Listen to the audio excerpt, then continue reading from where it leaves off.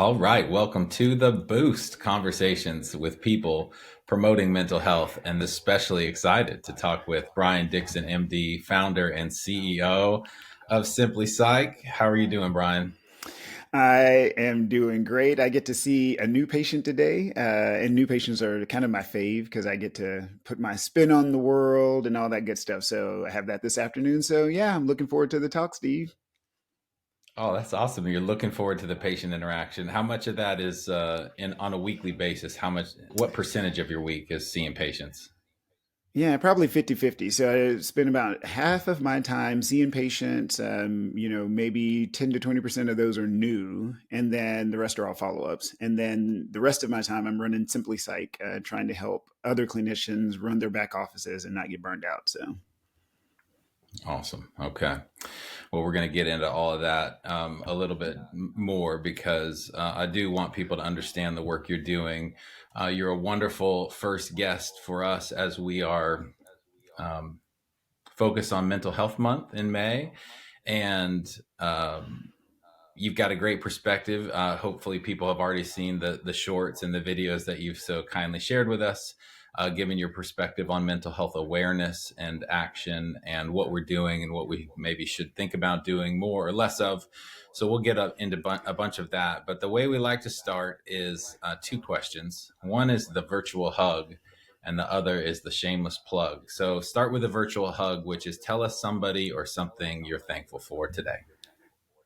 Yeah, so I have a lot of amazing people in my life. One person I'm going to highlight is a friend and business consultant, and we've started a couple of businesses together. My friend Nikki, and Nikki always says, "You did not come this far to come this far," and I just think that that's like freaking brilliant because we work so hard and we have these dreams and we get there and we go, okay, now we're done, but you didn't come this far just to come this far. And so yeah, so I'm very thankful for my friend Nikki, and I will make sure she hears this podcast.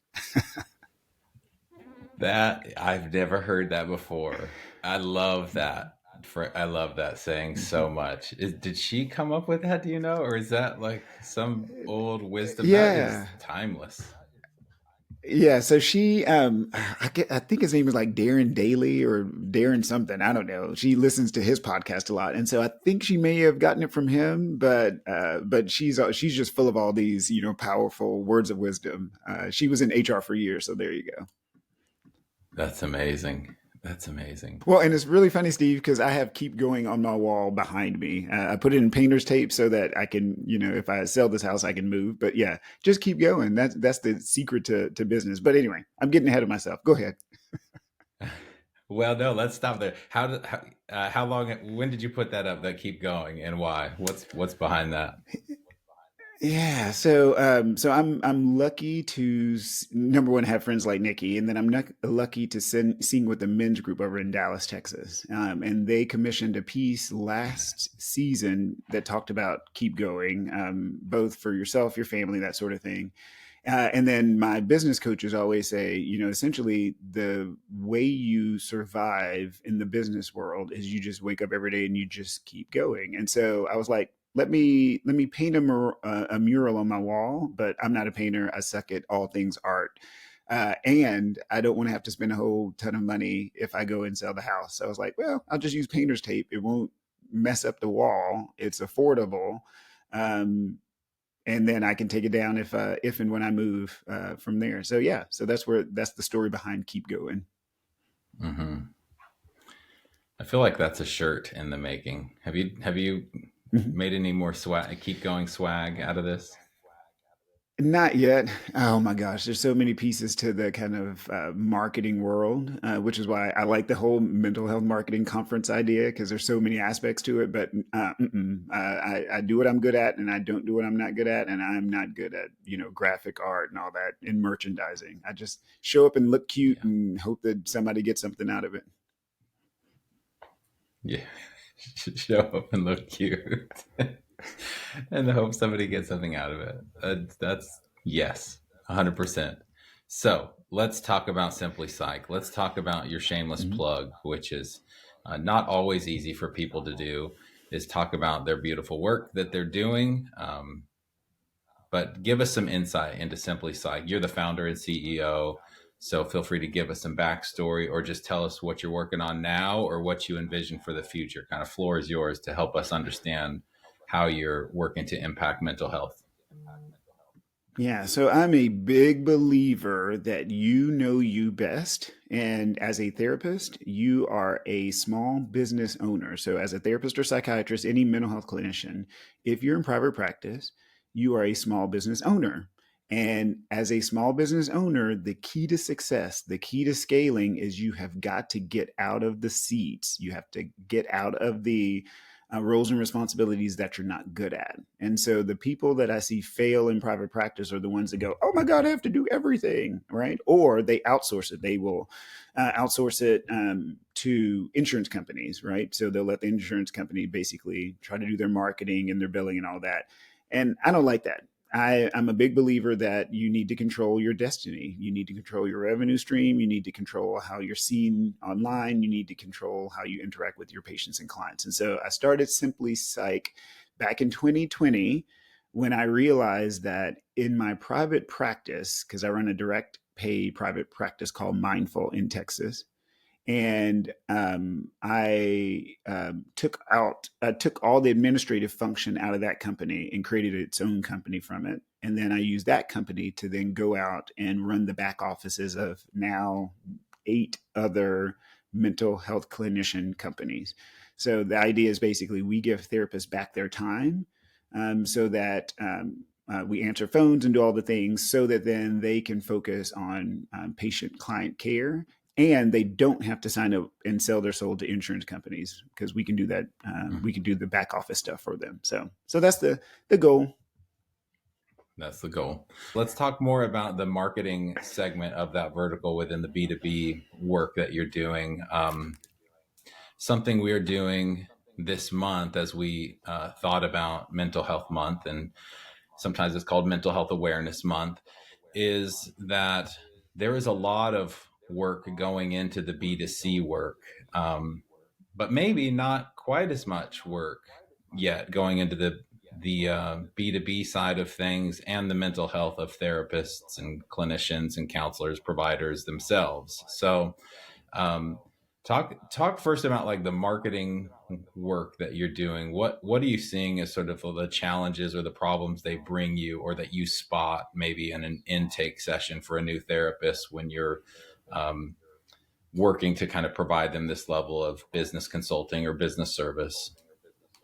Yeah, the biggest issue is that our industry, our whole entire sector is so undifferentiated. It is so underdeveloped. So, in other words, like if you were going to start a restaurant, there's a very set kind of pathway and pipeline of how to source material, how to rent space, how to find servers, and then how to build a menu and all those sorts of things. It's like if you're in the B2C restaurant space or the B2B, hey, I'm going to support other restaurants by providing linen and tablecloths and stuff like that. It's all set. You just open the book and you find the right person and it all falls into place. Well, in the mental health ecosystem, none of that shit exists. Like there's literally it is like the Wild West. And one of the reasons why I was so attracted to the mental health marketing conference is you're like way avant-garde. You're like one of the first entries into this space to start to bring some definition to things. Because otherwise, lots of therapists who run businesses, they get taken advantage of. They go with marketing agencies that charge them out the ass for all sorts of stuff. You know, they run digital ads, even though digital ads are not what they may need, that particular practice may need for the B2C side.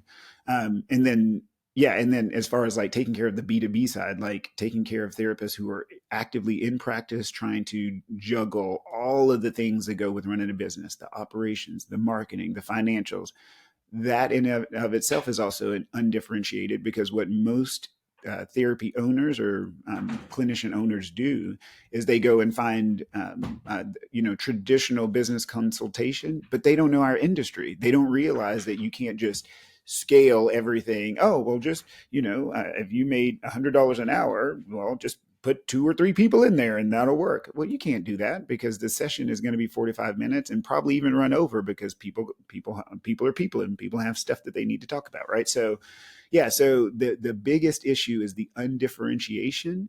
And on the flip side, when I'm interviewing potential clients for my company to like for us to onboard to Simply Psych to run their practice, I have to teach a lot of vocabulary and a lot of concepts because they are not well versed in how crappy and undifferentiated the sector is either. And so they come in and going, "Hey, I just need my schedule full," and I go, "Whoa, hang on." Yeah, let's talk through things because yeah, I can put a whole we can find lots of different ways to put people on your schedule, and then you'll hate it, and then you'll burn out, and you'll be back at square one. And so yeah, so it's a lot of just education. We don't have enough education about the mental health ecosystem, and that's why I feel like I'm a good person to talk to. Yeah, absolutely. So the differentiation, the ability to build and grow your organization in a way that doesn't cook you and burn you out. And Correct. sometimes, oftentimes, when people bring you a marketing problem, it's not actually the problem that they have.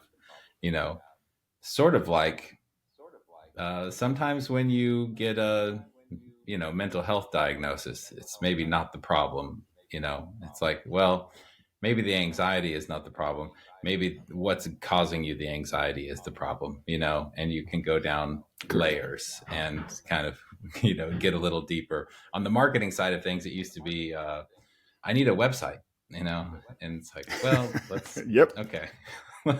Let's unpack this. And you may need a website. You probably do need a website, but um, tell me more. But you best. I love that. I mean, you're dropping wisdom dimes here today.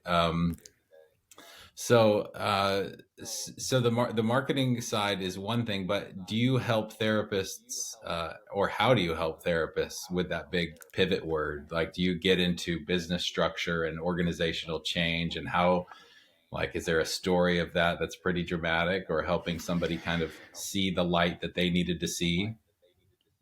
Yeah. So my mantra for my company. So I use Traction, Gino Wickman's model, which is the Entrepreneurial Yeah. Operating System (EOS). Right. So I use that for running all my companies. And he's actually approachable. Like I messaged him on LinkedIn, and he was like, he actually like responded to my message, which I was like, what the hell? This is cool. So Wow. so yeah. So my rule You know what I'm is, doing you do right what you're after good at. this. Oh, hell, you should, dude. He's super approachable. Now, I'm sure he's also like $1 million if you need to consult with him. But I like his mantra. But my Go my ahead. You were long. general You were. company rule. Oh yeah, you're fine. My general company rule is do what you're good at, and then don't do what you're not good at. And so that goes for actual patient care, but it also goes for running your company. And so when I first meet with folks, I try to wiggle that part out because if I'm talking to somebody who is basically like, I'm going to do everything, then I probably won't work with them. I would refer them to other folks, to other companies, to other virtual assistant companies, to other marketing companies, because it doesn't align with our values. So because it's literally in our company values, you have to be able to discern that. So if you don't know that as a potential client, then I don't take you on. For those folks, the best clients that we've had, literally, one of our therapists down in Houston, Texas, and she was like, "Yeah, I don't want to do any of this stuff. You just tell me what to do, and I'll do it." And that, and to keep in mind that, so Simply Psych, the practice management company, it runs my private practice. So we get Mhm. real time feedback literally every day about everything, how people are feeling. Do they like our flow? What are the rules with HIPAA? What are the rules with blah, blah, blah? And so that's the ideal client, is somebody who recognizes that they're going to get the benefit of my practice management company running $1 million practice, direct pay practice, and all the pitfalls therein, right? So that's what sets me apart. That's my unique value proposition, Steve, is apparently what they call it, my moat. I don't know. I heard that term the other day, and I'm like, I don't really Yeah. know what all this shit means, but it sounds good. So let's go with that. So that's my moat, is It's that it's Simply great if you Psych have a castle. works. Yeah. Yeah, correct. I'm like, Man, so yeah, so those are my successful use cases, and we just signed on two more docs, so I think our message is slowly getting out there. Sweet. I love to hear it. I Hmm. love to hear it. Uh, it's, starting a business around, 2020 and making the changes that you're making. Um, hmm, just thinking timeline. I think I got into this conference, yeah, December 2018. So 2019 we did our first conference, and I mean it was like a little. Well, no, not we didn't. Sorry, we didn't do our first conference. Austin, the co-founder or the founder of the company, had done Hmm. three or four on his own, and then I jumped in 2019 to do one, and then we had to full on pivot to a virtual experience in 2020, and then we canceled 21 altogether. So man, it does not go up and to the right in a smooth line, you know. Like if I look back last week or last quarter, where I was last quarter, some challenges that were difficult. Last week, some challenges that were hard to go through. But 2 years ago, I was talking with somebody last week with someone who had spoke. Man, my words. Let me start over. So last week, I talked with someone who spoke at a conference of ours 2 years ago. And I realized the percentage growth that we had and we had accomplished since that time. So it's like the long game backward and then it gives me the fuel to continue and to keep going, because I can easily look 2 or 3 years down the road. I'm a futurist and a trend spotter, and I love to do that stuff. That's something I'm really good at. And then the day to day, the lesson I've been learning, I'd love to get your reaction to this, is don't do it, Steve. That's my mantra this year.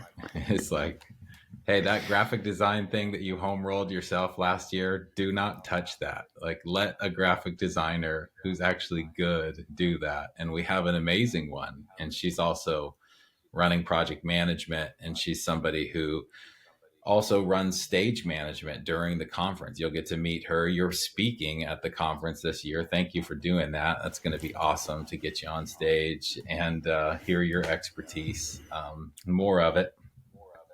And then, yeah, we've got other people doing sales and social media, and they're just wonderful, talented people. And so I need to do less of what I'm not good at. And so that's something you're preaching to.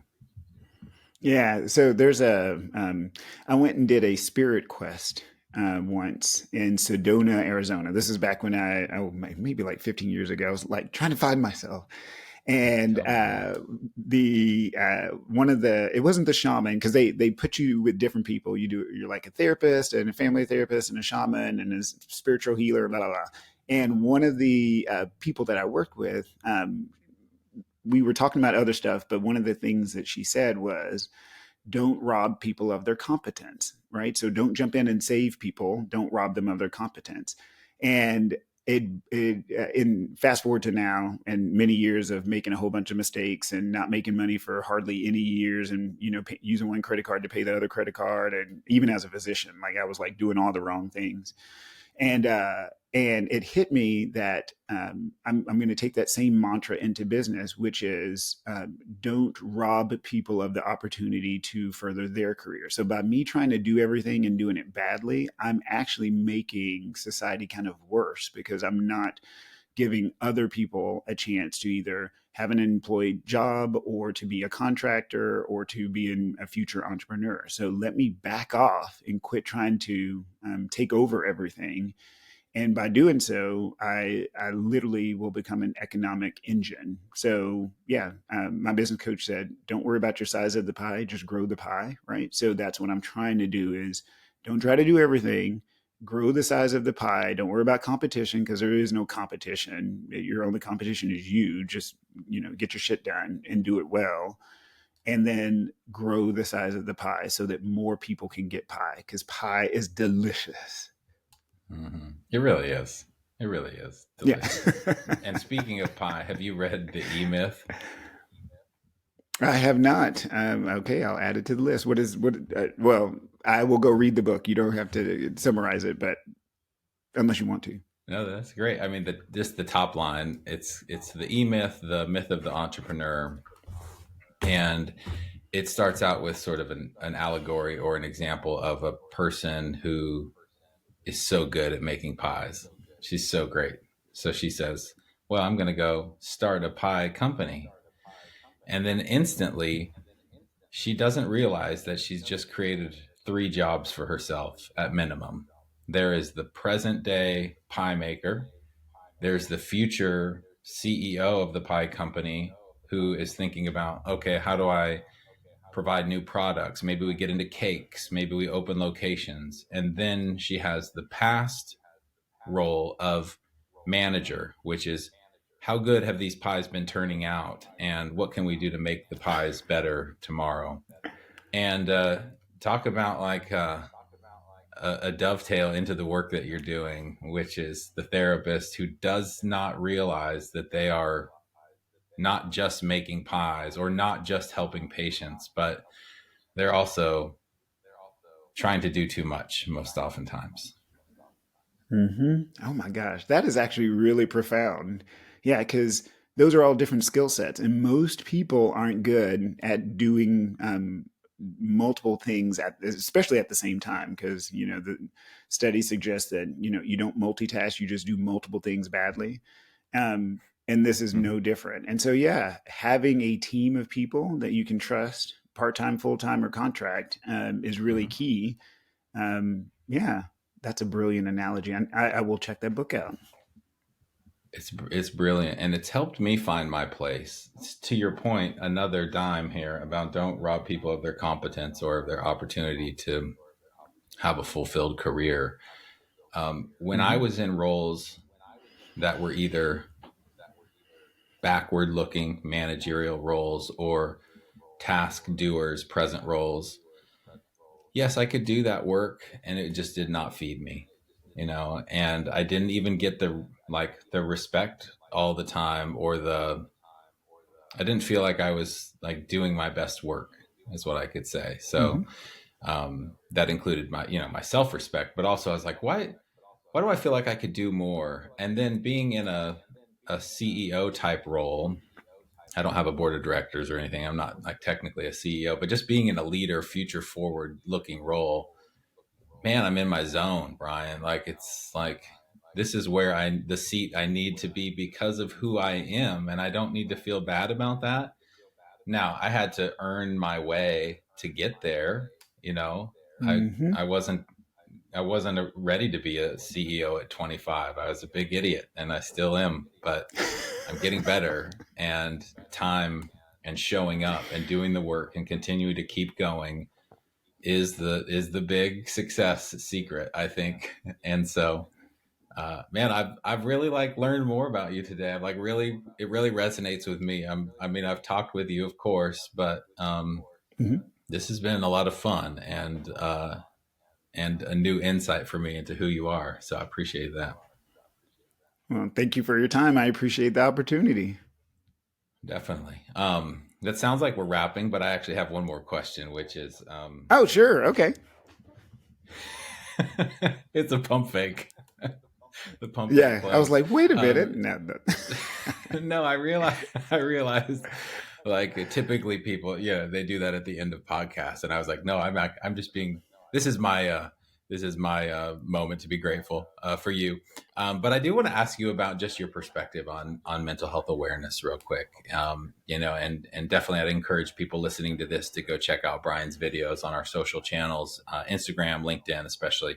Um, but just give us your take on this month as it relates to the clinician and the therapist, and mental health awareness. And is there something that comes to mind specifically for them, and a nuance that maybe Hmm. you can shed some light on for us? Yeah, so I'm going to give a big disclaimer. So I'm a bit of a behaviorist as a psychiatrist. So I see a lot of kids. So a lot of kids who are acting out and punching walls and being ridiculous, and I love it. They're my fave. Kids who throw fits and then being ridiculous. I'm really good with them and their families. And one of the things that I always tell folks is you can be aware of things. So you are aware that your kid is throwing a fit. And I would throw out to therapists, you are aware that you're probably getting close to burnout. You are aware that there are other folks who are looking for therapists. You're aware of all sorts of stuff. And so I want to push past awareness. You know what's going on. Let's not kid ourselves.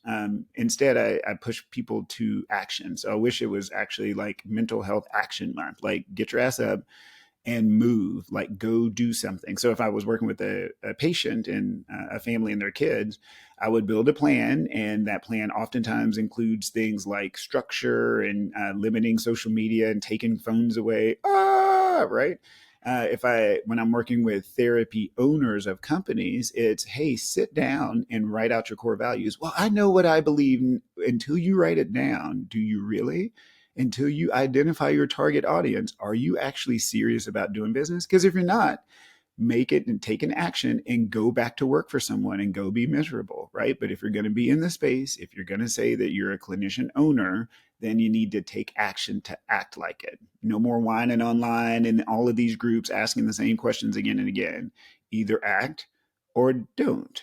And so I know that sounds really harsh and mean, but that's how my kids get better. That's why people are, on my schedule from now until I think my next new appointment right now is in June, which bugs me. So I'm going to do my best to get people in before then. But I would say that to clinician owners during this Mental Health Awareness Month is take a deep breath, put your pin in the universe, and let's get active in your practice so that you can build the practice that you want. And it's not even about the size of your practice. If you want to stay small, please stay small. The key is just believe in yourself that it's actually possible, because otherwise you're just going to be spreading, disenchantment, and that just really poisons the mental health ecosystem. So that's what I got to say. Mic drop. Beautiful. Boom. Yep. That's where we'll leave it. Thank you so much, Brian, for coming on the show. I would just encourage you to keep going. I know you will. And I'm looking forward to staying in touch over the years as we both build some pretty exciting things. And thanks again for coming to the conference in October. I'm looking forward to seeing you in person. My pleasure. I'm looking forward to it as well. All right. Talk to you soon.